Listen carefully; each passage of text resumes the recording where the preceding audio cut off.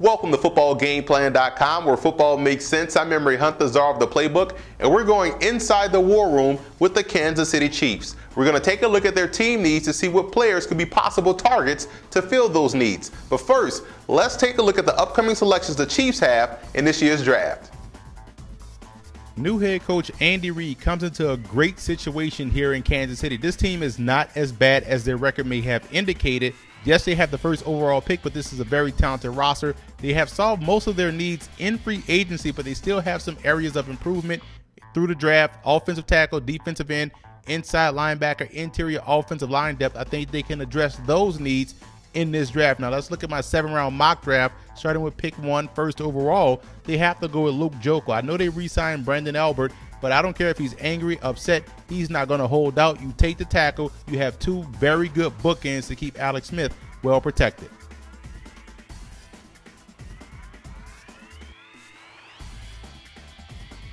Now they have two third-round selections, and I like Malachi Goodman out of Clemson. Chiefs fans may remember the name Sean Jones. That's what he reminds me of. Very long arms would be an ideal 5 technique and collapse in the pocket. And also I'll look at a surprise pick here in the 3rd round, Ryan Nassib. We know Andy Reid loves to stockpile quarterbacks. I don't view Ryan Nassib as a top flight quarterback. I view him more as a decent prospect, and fall into the situation with Kansas City where he's not going to be asked to play right away, I think will help him out in the long run.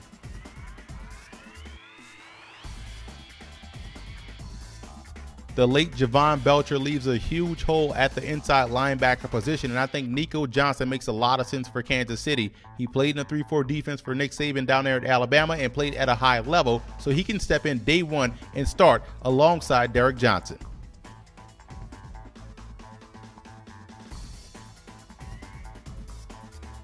I'm a big fan of Josh Evans, and I think he may go higher than what I have him listed as a 5th round prospect in this mock draft. But when you look at what he brings to the table, he reminds me a lot of Kendrick Lewis, who's already on the Chiefs roster, provides that depth on the back end of their defense.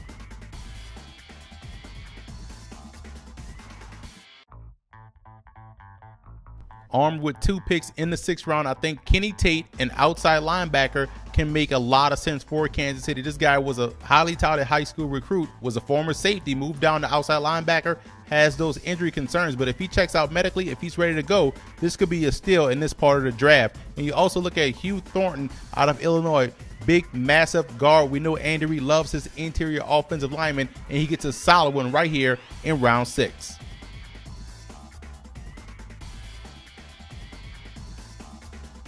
Building on that inside linebacker depth, I have Brandon Hepburn, Florida A&M, falling to these guys in round 7. Actually reminds me a lot of Javon Belcher at 6'3", 240 pounds, has a lot of speed, and is a very heady player. And I think he'll do a great job in sub packages and also on special teams. Now let's recap my 7-round mock draft for Kansas City. You look at what they were able to bring in.